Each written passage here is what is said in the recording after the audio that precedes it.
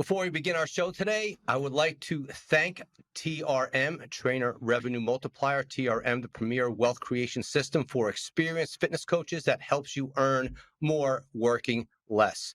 Through the great success of TRM, changing the lives of thousands of trainers, now introducing DRM, Doctors Revenue Multiplier, as they face the same challenges as trainers in regard to scaling your business. Doctors, clinicians, hormone clinics, and med spas, benefits and value, new members, new clients, increased streams of revenue, sales of product and services, new opportunities.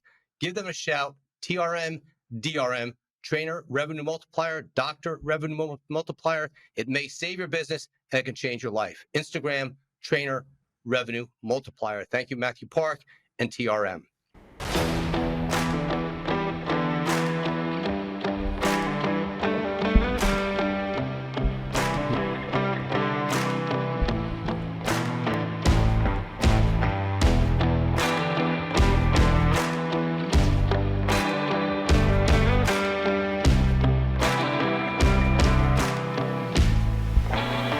I would like to welcome my very good friend, leading expert, Amazon best-selling author of Inside Out Health, with his new book, Immune Reboot, international speaker, Dr. Robert Silverman. Rob, thanks so much for having me on. I'm excited to share some insights with your esteemed guests there. This is going to be a lot of fun. No, yeah, we're very excited. We all know you very well, and very much looking forward to our conversations. As I said, one talking about gut health, inflammation, food sensitivity, and of course, very excited to talk about your new book, which I have not yet read, which I'm looking forward to that. But the Inside Out Health, absolutely a 5-star rating. It's a super book. But so, of course, on my left here, I have Christian Palmer, and on my right, Linda Stevens, my co-host here at the Rob Fletcher podcast. So, Doc, first I want to just start out. Define gut health so everyone understands, and then how much value that brings to optimizing not only your health, but your performance. It's a great leading question. I always ask everybody that comes in my office or anybody I talk to, what have you done for your guts lately? Do you have the guts to be healthy? The gut is the epicenter of your health. 80% of your immune cells are in your gut.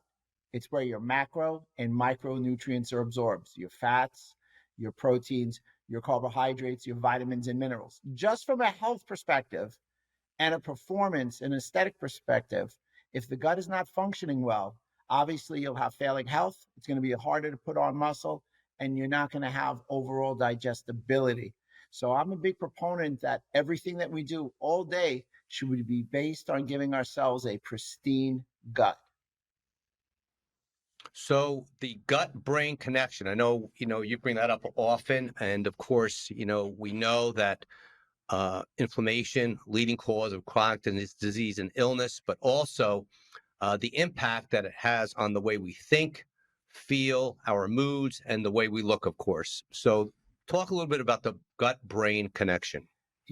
Another great question, in that the gut-brain connection, I believe, is the superhighway to health. Whatever you do to your gut, you do to your brain. Whatever you do to your brain, you do to your gut. We've seen studies, robust studies, talk about the idea of anxiety, depression, and mood swings to almost be ameliorated when removing specific foods and fixing people's guts. It's amazing. Neurodegenerative diseases like Alzheimer's, Parkinson's, ALS, multiple sclerosis, all have a gut origin, in that the gut is a critical element to this type of neurodegenerative disease. And it's been postulated that in 2050, half of Americans will have some symptomology of neurodegenerative disease. So for me, like you and I have had many conversations, the gut is a critical element to overall brain health. And most people don't think like that. It's interesting, if the brain communicates with your gut and your gut communicates with your brain, how quick does this occur? In a millisecond. So if you would eat something that was egregious, like a gluten, a food sensitivity, a food allergy, you immediately wouldn't be able to think at an optimum level. So for me, performance is also based on what you consume and hitting your gut and speaking to your brain. Very, very interesting. I know that Linda and Christian probably have a ton of questions, but I'll start off with Linda. Hi, So, Linda. Dr. Silverman. Hi, Dr. Silverman. Nice to meet you. Nice to meet you. Please keep the questions easy. It's Friday morning. I have a first quick question. Where did you? Hold on, Linda. Yes. Marvin, on the screen there, we'll just go cut that. On the screen there, should I bring Christian closer into me and Linda? Oh, okay. Okay. Okay. So we're good? Okay. I'm sorry. So you're going to start off with the first question. Yes. So, Dr. Silverman, I'm curious where you received your master's degree in nutrition. I went to chiropractic school at the University of Bridgeport College of Chiropractic. And then on the weekends for 18 to 20 months after, I did at the University of Bridgeport, Masters in Human Nutrition. And I found I that also exciting because it really gave me the basis of understanding how the pathways work. Now, that was 23 years ago. There's been a few evolutions since then. So I always promote to everybody, don't necessarily go by the degrees. I happen to have a lot of them, wonderful, mom's happy and all that. But you're looking at the person who's autodidactic, who's kept up with all the information and kept up with the Joneses. That's who you want to go with. absolutely. I saw that in your bio that Rob handed us. I graduated from the University of Bridgeport with my degree in 2013. So I was thinking that that's probably where you went. I did the weekend program also for about 2 years. So Exactly. anyways, I just wanted to ask you though, I work primarily with midlife women, women over 40, 50 and beyond is what I say, helping them with their hormone balance and their lifestyle changes and just understanding what their bodies are going through because as you know, I'm a 55-year-old woman myself, and we experience so many different changes, not only in our digestion and our hormone balance and just how we feel, fatigue, not sleeping, low libido. I hear it all every day. But a big complaint I get from my midlife clients are that they're not going to the bathroom every day. They're not having a bowel movement every day. And I'm curious in your expertise what your protocol is, and do you work with a lot of women that come in for hormone balance and help with midlife changes and things they're experiencing? That's a great lead in that. Just so you know, men are from Mars and women are from Venus. We've heard that before. Yes, I have that book. Yeah, it's a great book. Here's the skinny, ladies and gentlemen, women are different than men. And you said hormones. Your hormone is estrogen and progesterone. Ours is testosterone. And I call estrogen and progesterone, please, everybody don't get angry at me. I call them the evil twins because they wreak havoc on women. So you're talking about regularity. I mean, when you look at these particular hormones, especially progesterone, you have to intermittent fast as a lady, different than Rob and I and the other gentleman as a man. It's totally different because progesterone goes up at that day 15, but really goes up at day 21 in a classic 28-day hormone cycle. When progesterone goes up, it's very susceptible to stressors. So intermittent fasting is a form of hormesis, a stress to the body where we're going to respond. And it's a positive thing. It's just that last week, as an example, you guys have to decrease, or I should say, actually increase your feeding window. So Rob and I can do 16 and 8, 16 hours of fasting and 8 hours of feeding. If you're doing that in theory, that last week, you probably have to go to 12 and 12. Concussions, vastly different for women than men. In that, again, you have something called a hormone withdrawal. Again, your progesterone drops down. It's a calming effect on the brain. If you get hit in the last 2 weeks of your cycle, you're not going to respond as well to a concussion as a male does. Then when you look about what's going on inside your central nervous system, they call these microglial cells. Microglial cells are cells that provide cleaning. They're the macrophages of your body. M1, if you will, I know I'm going in a bit of a rabbit hole. M1 is a pro-inflammatory microglial. M2 is an anti-inflammatory microglial. Because we don't have estrogen beta cells, the gentlemen, and you ladies do, you're never able to switch from an M1 to M2. So what I'm saying is, once you have an injury, especially to the central nervous system, you are more in a pro-inflammatory status than a male is. Now we go to the hormones. Now, how do the hormones affect gut health? Interestingly enough, that 15-year period of premenopause, menopause, and postmenopause, 15 or 20-year period now, we're seeing women are much more susceptible to leaky gut because of the hormonal changes. Now, in those changes in the gut, obviously, there are going to be changes in regularity and mobility and motility through the intestinal region. So I have to treat you differently than I treat myself. And Rob, you have to treat your female patients differently. And that's okay. It's just, I don't understand why we can't all say it, that there are some differences and we have to address the differences. And the differences, or the big differences, are based on exactly what you said, hormones. And when do the hormones come to the forefront? Premenopause, menopause, and postmenopause. Now, to stand up for us guys, we don't get enough credit for our menopausal things. My wife thinks I'm pedantic, but I'm 57. Things are going on, and my testosterone naturally drops, even though I do weight training and things of that nature, and there's even still in my age bracket free weight training. It's not just body weight training, but there are changes. So you've got to, the first thing I call it is called N of 1. I've got to look at you, Linda, when you come in.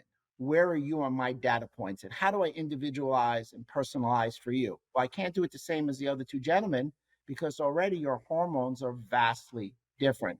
Now, your goals may be different, and also there's also some structural differences in muscle mass. We all know that women have equal muscle per pound as men do from the waist down, but not equal per pound from the body up. We always talk about that in bodybuilding. They just don't look as muscular. That doesn't mean they're not muscular. And it's good that they're muscular because muscularity is the currency of longevity. So that said, I'm going to toss the ball back in your court now. So I agree with what you said. And also, too, a lot of women that were, or even women that are perimenopausal are on birth control pills, too, which directly affects their gut microbiome and their gut flora and can interrupt all that. So, and it's just amazing how when I talk to so many women now, they don't understand that. So there's definitely a huge need out there for women to have a place where they can go and get trusted science-backed information so they can understand that there are protocols that they can do, that they've debunked that using estrogen replacement therapy causes cancer, and there's just, but a lot of regular MDs, not to throw shade on doctors because they are important, but a lot of them will still say don't do that, it causes cancer, don't do this, don't do that. So and people put all their faith in an MD when sometimes they're not being led down the right path. With that said, Farmageddon. Yeah. Oh, somebody came to my talk. Oh, goodness.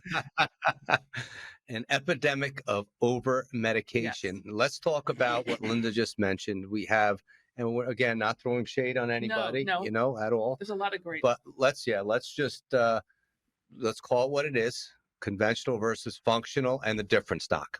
Yeah, I think Farmageddon, I'm going to piggyback on what you said. We as Americans are 4.24% of the world's population. We use over 50% of the world's drugs and about 80% of the world's pain drugs. So obviously we're in Farmageddon. And that really occurred in the 80s when commercials were allowed to start to promote drugs. And then in the mid 90s, through government legislation, minimize the conversation on the side effects. Drugs have their place. There's no question about it. I'm a chiropractor, so there are some chiros who say they'll never take a drug. Okay, congratulations. I have other people that want to take a drug for, an eyebrow sore. I mean, something that's kind of abstract, if you will. But the idea of the drugs being the answer and the only tool in the toolbox, the bottom line is the idea of functional is getting to what we call root cause. Having a leaky gut is not root cause. What caused that? So when Linda asked me about hormones, and she mentioned that hormones and some of the women have trouble with constipation. Constipation is a symptomology of a system, your gastrointestinal tract, but in the gastrointestinal tract, she pointed it was female hormones at a certain stage in their life. And that's the root cause. And to really amplify what you said, we all need to look and see that. And, you're talking about drugs. Look at the birth control pills. We all know that over 35 for female, it thins the blood vessels. and they should truly be quite careful with their usage of birth control pills. But we as men, we're lucky enough that we're accepting, and I don't mean it in a misogynistic way at all, that we're accepting the idea that their hormones are different. But it's tough for us to have the conversation with them on birth control pills and things like that, because they perceive, and this is from patients, that we don't get what they go through. So my suggestion, gentlemen, is 52% of the population is females. You know, you got to get your game on with that. And to really get back to the Farmageddon, the question is, what do you want out of a drug? I mean, what drug do you want to do? And do you want to use an NSAID, non-steroid anti-inflammatories, Aleve, Advil, ibuprofen, commonly used in the athletic world? It decreases pain, but impair healings. So bodybuilders, taking an NSAID, you won't feel it, but it's not going to allow for protein synthesis. Nutraceuticals will decrease pain and promote healing, better for muscle hypertrophy. Low-level laser, better for muscle hypertrophy. Proton pump inhibitors, PPIs, one of the most used over-the-counter drugs. They're supposed to decrease stomach acid. They're only supposed to be taken for 4 to 8 years. They're taken for decades. And they cause leaky gut, blood-brain barrier. They're not going to allow you to put muscle down. So great question about drugs. We could have a whole podcast on drugs for hours on time. We'll get Andrew Huberman. We'll get Peter Tia. We'll get everybody there. And maybe even Arnold will talk about the aspirin ones that he shouldn't take anymore while he lets the goat walk around in the kitchen. So to piggyback on that, I too, Dr. Silverman, agree that leaky gut, it's a rampant issue. And now I work with men over 40.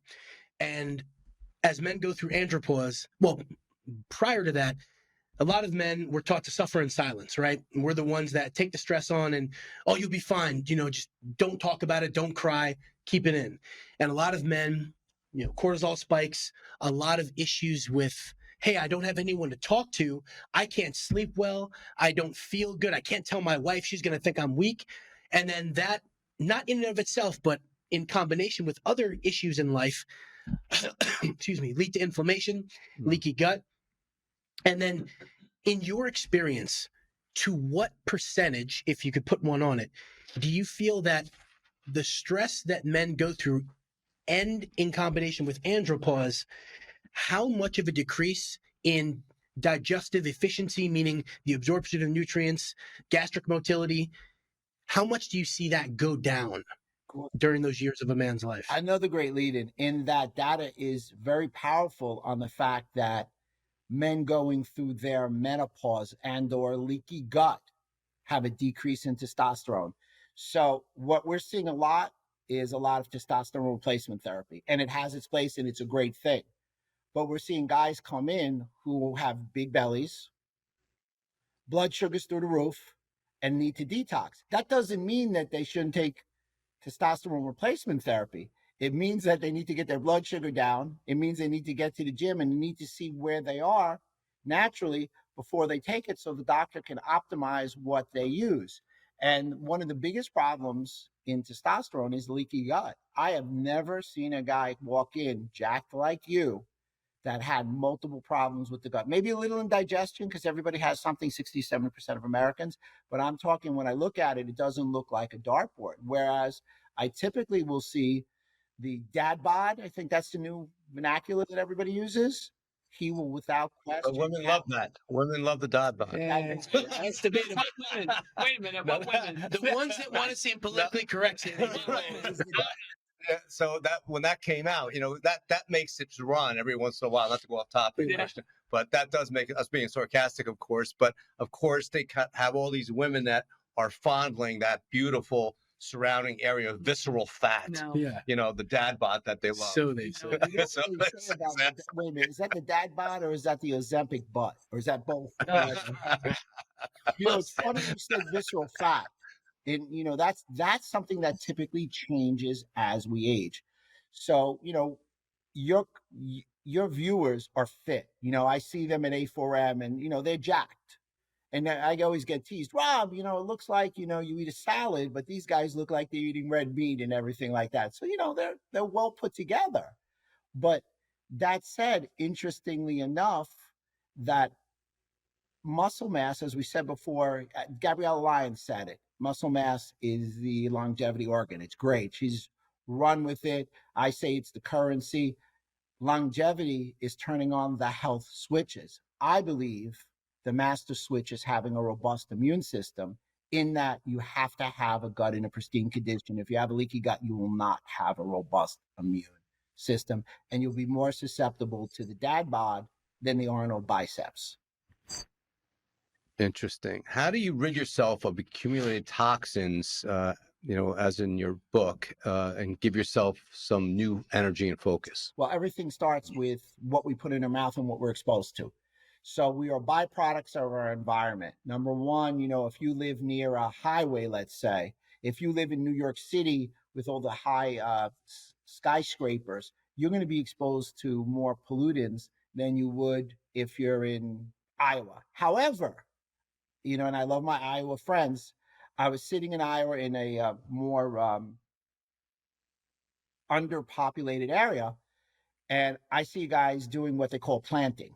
Well, I wouldn't know that. I'm a city guy. I grew up in New York City. The only time I see a chicken is when it's on the shelf. I don't know about that. And they're planting, but they were in hazmat uniforms.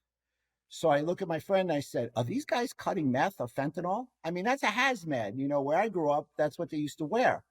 And I went over to them and they go, oh, don't get too close. And I'm like, why? What's the problem? We're spraying our foods and we don't want to get the pesticides on our body because it can burn our eyes. It can burn our skin. Those are the things in non-organic foods that we are exposed to.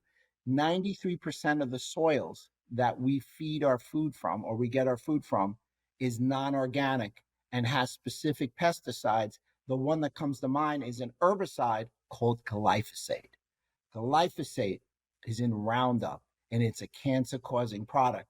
There's been this dramatic increase in celiac disease and gut issues since 1996 because of the use of glyphosate. So there you have your toxins. Food. Why is 80% of your immune cells are in your gut? Everybody always asks me that, because the most carnage will come from your mouth, your nose, and in your gut, i.e. your food and what you breathe in, because your gut microbiome starts from your mouth and goes all the way down through your alimentary canal out through your anus. It's not just in your abdomen region, it goes all the way up.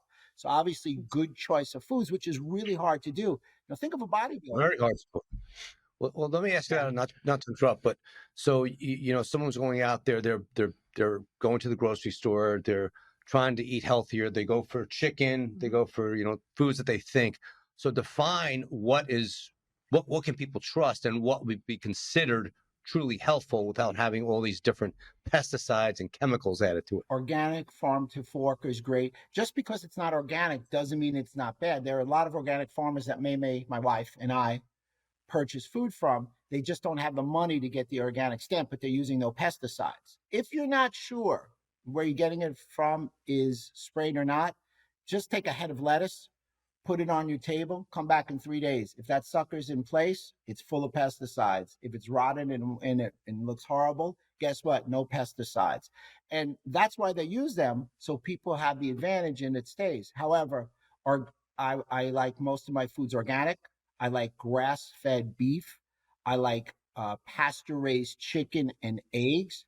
I like wild smashed fish, salmon, mackerel, anchovies, sardines, herring.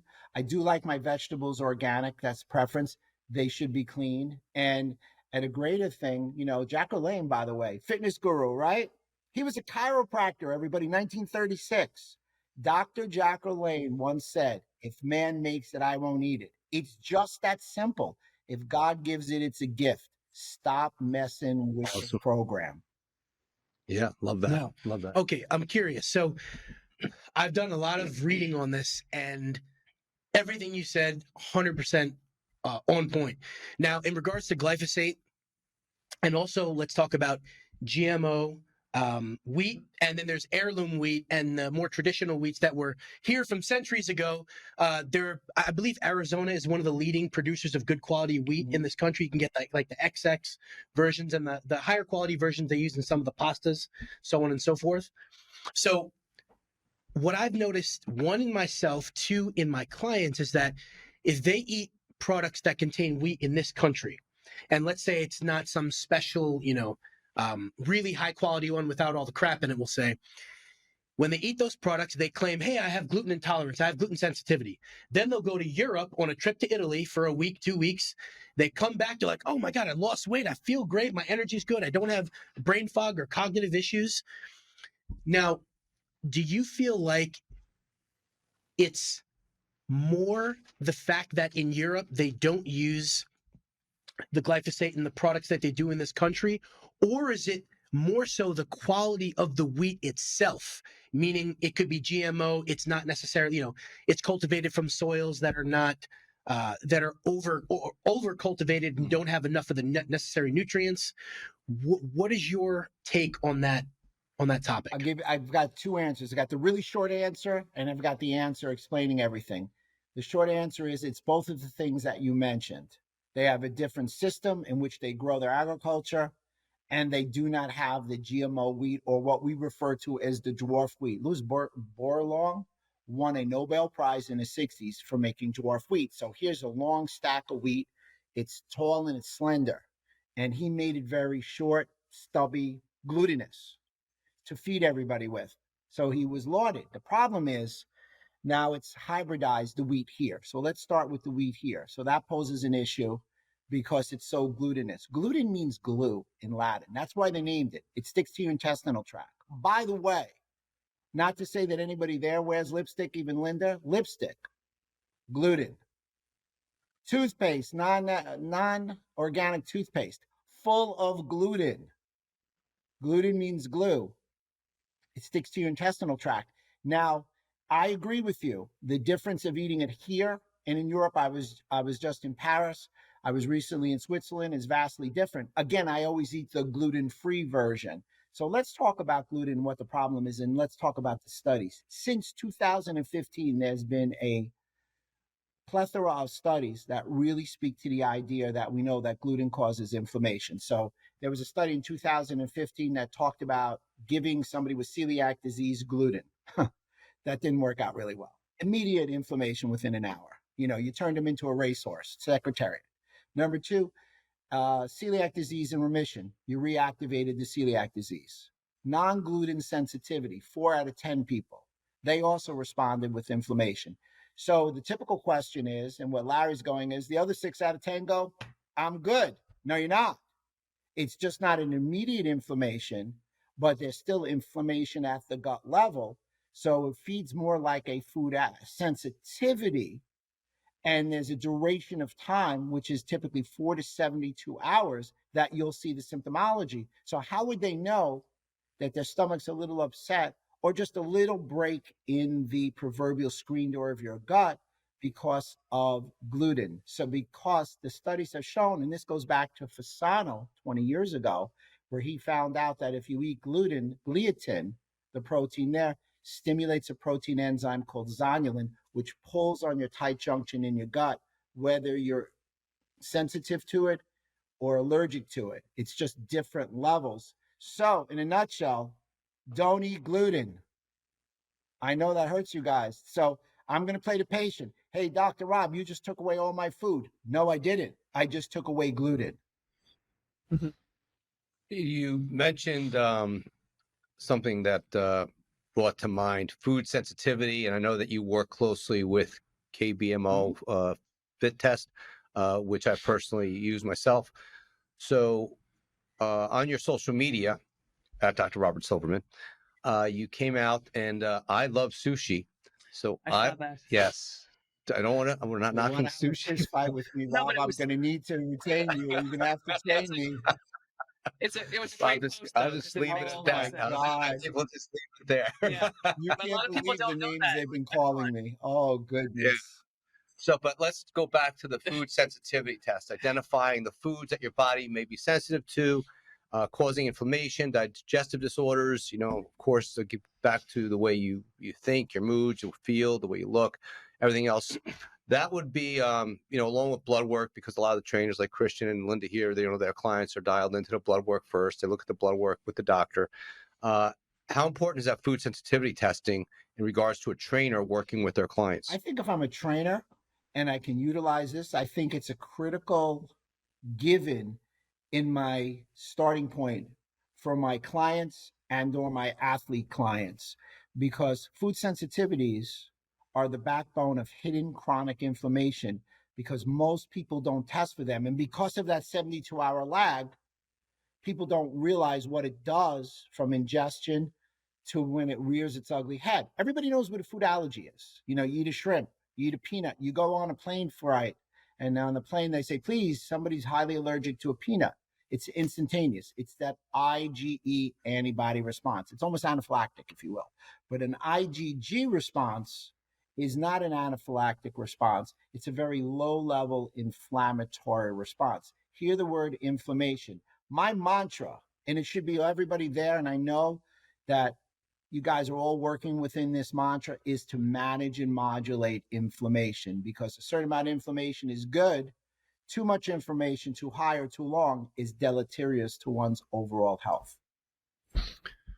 Go ahead, Christian. So, Dr. Silverman, what I've noticed also, and I'm very curious your standpoint on this, because I think a lot of the listeners and people they might interact with don't give enough credit to your point of what I call low-level inflammation. It's the inflammation that flies under the radar. It's like, oh, I don't have hives or a clear, closed throat. I must be fine. And then you were talking about putting sort of holes in that screen that is your gut. Do you feel like, so I noticed that as the years go on, a lot of individuals end up sensitive to foods that they could previously eat when they were younger. Do you feel like because of the low-level inflammation, also lack of sleep, poor nutrition, choices over the years, stress, all the things, slowly put those perforations in your gut, and then at a certain point, your gut has a threshold, and certain foods that you would have eaten years ago and been fine with, now you're sensitive to them for some reason. Do you feel like that is a common thing? And what's your take on that? Yeah, excellent question. It is a very common thing. So you have food sensitivities from 3 reasons: aberrant digestion. 60 to 70% of Americans, we said before, have a digestive problem. Leaky gut, without question, and or dysregulation in your immune system. 98% of foods, even if you're not sensitive to it, do not cause any inflammatory process, but 2% do, which just shows everybody's immune system is a little off. So things change over a lifetime. We're more susceptible to leaky gut, and we're more susceptible to not being able to process inflammation. And this goes to a big stepping stone. So if the gut is a center point for inflammation, obviously we need to keep it in that perfectly pristine condition. I've used that term a few times, but the perforations or the intestinal permeability leads you down a path of dysfunctional liver, because the gut communicates with the liver, increase in blood sugar dysregulation, obesity, autoimmunity, because once something passes through your gut, gets into your bloodstream, your immune system recognizes it or doesn't recognize it appropriately, starts that autoimmune process. In addition to autoimmunity, there's something called a gut to joint, gut to muscle, gut to disc axis. So if you have bodybuilders or anybody that has to hold on muscle mass, even LeBron James, who, I'm a basketball guy. I think LeBron would be a great bodybuilder. He'd just have to go over the over 6'8" class or something like that. He needs to hold on to his muscle mass. Again, you would need to look at the gut. And of course, the gut to brain axis, it's 3 pounds, your brain, but it is your centerpiece of everything going on. You don't save any information or any processing without your brain functioning well. There's no way to have a positive brain function without having good gut health. And I agree with you. And here's something I'll throw out to you guys. How many times have you heard from your clients, from your patients, about their children? Well, if he or she can't eat it now, when are they going to eat it? So you want to give that kid sugar, coloring, gluten, peanut butter. It's terrible.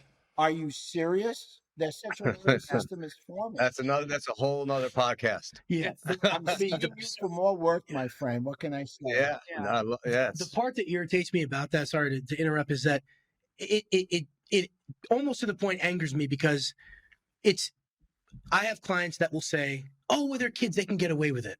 What does that mean?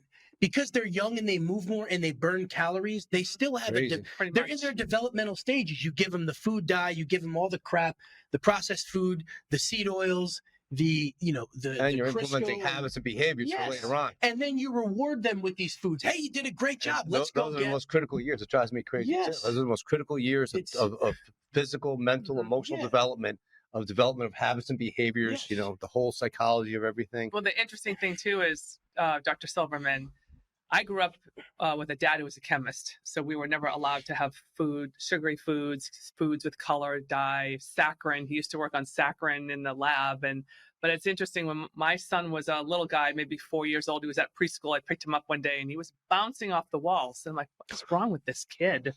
Like, what's up? So I called the school and I just said, did you guys feed them anything today? Like, what happened? So one of the moms brought in a big pack of the Trix yogurt. And if you're not familiar with it, for listeners, the Trix yogurt, it's bright red and bright green, on red and green in the cup.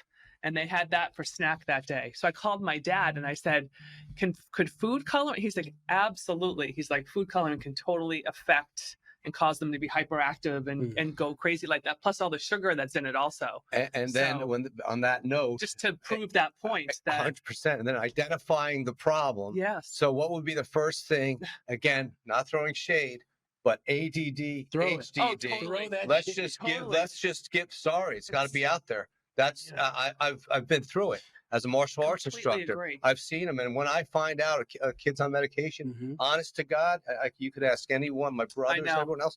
I said in 3 months, I don't want them on the medic. You bring them here, Mhm. and they will be sitting still. So when you tell me on one class you're not giving your child the medication, they're sitting in my class and they're not moving, they're not fidgeting, they're not Mhm. budgeting, and it does take work. It takes being a little, you're like a mini psychologist with it, with dealing with a child. But my point is as a parent, it's not ADD, it's not AD, or it could be, but I'm saying identify the problem. If they're hyperactive or Yeah. anything, what you said, let's see what we're feeding them, Right. Food and to discipline. causing them the way they Totally. think, feel, their moods, their energy levels, and everything else. And you were right on, Christian, because I could see it in your face, and you both as trainers and us as, these in the space, it is shocking how fast they'll dive into. There must be something mentally, emotionally wrong with them. Yes. Let's get them on a Let's go to prescription. big pharma. That's the first. That's the first go-to. is Yeah, usually- 100%. Martial arts So- was the first thing. So I did Okinawa and Goju-Ryu. So I did martial arts as a young kid. That was the first thing that ever got me to focus. Because I was the kid in school that was shooting spitballs and talking, and But the that's teachers being a always kid, a problem. though. That's being a kid. Well, yeah, I was just more energetic. And And that's I'm like, also a good point too. It's Yeah, being a just kid. being and I'm like, kid. what you guys are talking about, I'm just not interested in. But Yeah. martial arts, my sensei got me to focus, and they put me on Ritalin too. And it was just one Yeah. of those things. No, where- it's that's a whole. That's a whole podcast. Yeah, so we'll just So cut there's- that there because we have a few minutes left. Well, But you know what? I want to dial One quick back. thing, Yeah. Rob. Christian Yep. made a great point, and I think it's very salient for everybody listening. No vegetable oils. There are no vegetables in vegetable oils. There are seed oils. Do you know that when my wife and I go to eat in the local area, we bring actually an avocado oil spray so they can have it? So everybody wants to go to Seed Oil Scout because you'll see who is using the seed oils. Now, I probably just ruined everybody's Friday night dinner. And to speak to what Linda was talking about and Rob, as far as food colorings and food additives, those and emulsifiers are also in food sensitivity testing, and they can be highly inflammatory to one's overall health. So I want to dial back to a couple more things, and then I want to close out with a little bit about your book, Immune Reboot. So back to the food sensitivity test. So we just had Dr. Julie Caseberg. She's going to be joining us after. So Dr. Hello there. We're with Dr. So you guys say hello to each other. Yeah, we met each other. So Dr. Silverman, back to what we were talking about with the bodybuilders, and I'm sure, Julie, you'll like this conversation as well and dial into it. And feel to chime in also. We did the fit test, as you know. I was working out on the West Coast there at the gym, and a lot of bodybuilders then implemented the fit test. And one of them, many of the bodybuilders and many of those people, like I said before, how do you identify the foods? Like you think you're eating chicken, it's all good and everything else that's healthy. But what you typically find is a lot of the foods you think you would be least likely sensitive to, you are in fact sensitive to. So once that bodybuilder got his test back, eggs and chicken, a big part of his diet. high inflammation. He cut whatever the test came back. He said he cut all the foods that he was sensitive to out. In 1 week, he lost 10 pounds. In 1 week, cutting out the foods he was sensitive Well, to. clearly inflammation is going to make you retain water, and inflammation is going to help you deposit fat, which I'm sure no bodybuilder wants. No person should really want. And again, why are you feeding what I call the towering inferno from the inside out? So to reiterate, food sensitivities are one of the biggest reasons for hidden chronic inflammation. Some of the biggest problems, COVID told us this, that the reason we had a cytokine storm was 2 reasons. Most Americans were pre-inflamed, 75% of Americans overweight or obese. And in addition, most people's immune system didn't work well, so they produced too many cytokines. So when you're looking at most of your clients and most of your patients, you have to realize that they are on fire. Take away the foods that stimulate inflammation is a big starting point to put them on a health pathway. That is the yellow brick road to health. Now, in regards to the food sensitivity tests, now I've heard different practitioners say that certain ones are good, certain ones aren't good. What, information do you have for people to say, hey, if they go to a practitioner, these are the brands or the specific tests you should get done. These ones are crap. Don't use these. Well, here you go. I'm a big proponent, and I am chief clinical consultant for KBMO Diagnostics. And the reason is I like to test. So food sensitivity testing is IgG. That's an antibody mediated. Unfortunately, many companies only test for IgG 1 through 2. KBMO does IgG 1 through 4, and that's critical because IgG 3, so there are 4 subtitles, enables you to test for something called the complement cascade. So you produce antibodies. Oh, better yet, we'll take a step back. You have an innate and adaptive immune system. So you go from innate and adaptive, and that's it. Well, that's not correct. So you go from innate into adaptive, and you can produce antibodies.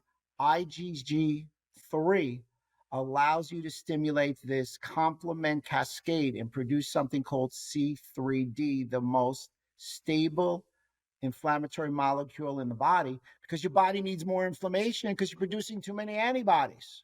So if you're producing inflammation and antibodies to a food, clearly it's a double check or a dual pathway check that the food is providing inflammation and you, in fact, are sensitive to it. If you're just producing an antibody, and especially one to IgG 1 through 2, it's just not that revealing. So that's why I like the KBMO food sensitivity test. Now, in addition to that, we now bank that and package that with a gut barrier test. So now when you do a gut barrier test, that's your first line of defense, skin and gut. So you've got all 3 lines of defense. So it's not just a food sensitivity test, it's a true immunity test. And I use it as one of my backbone tests in my office to see where a person's health status is. Well, Doc, we're going to have you back to talk more about your book, but real briefly, I want you to just talk about your new book, Immune Reboot. But also, before we do that, the KBMO test for people that are interested, where can they get that? KBMO test, you can go to KBMO Diagnostics or to go to drrobertsilverman.com. I'm very happy to help you out, and I'm happy to evaluate the results that the test reveals. That's awesome. So just a quick overview of this new book. I'm very excited to read, Immune Reboot. I live in New York. If anybody didn't notice from my fabulous accent, I was 6 blocks away from where it occurred in March in 2020, and I didn't have any help. Nobody was able to help me. You like that, Rob? You're a native New Yorker. Yes, as long I as am. they don't say Jersey, right? I know. I did it. Between now and Jersey, they're going to get on it. Immune Reboot is all about how the immune system works. It has a long COVID protocol, which we still have. Talks about mitochondria issues, how to handle your immune system and make it robust for today and in the future. It really delineates in a granular manner my 7R program, Chapter 5, and talks about different supplements and lifestyle hacks that are going to lead you down a path of having a strong immune system. Remember, everybody's talking longevity, and they should. Longevity, again, is turning on the health switches. But the master switch is having a robust immune system. Immune reboot is pointed at that.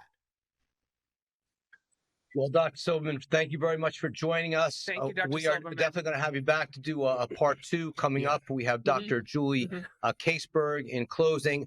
Once again, I would just like to thank Matt Park and TRM, Trainer Revenue Multiplier, and DRM, Doctor Revenue Multiplier. Make sure you check them out. Help scale your business. Great help. And these are 2 clients of TRM, both Christian and Linda. A great success. Make sure you check out our podcast, subscribe. Make sure you go to Muscle and Fitness Plus.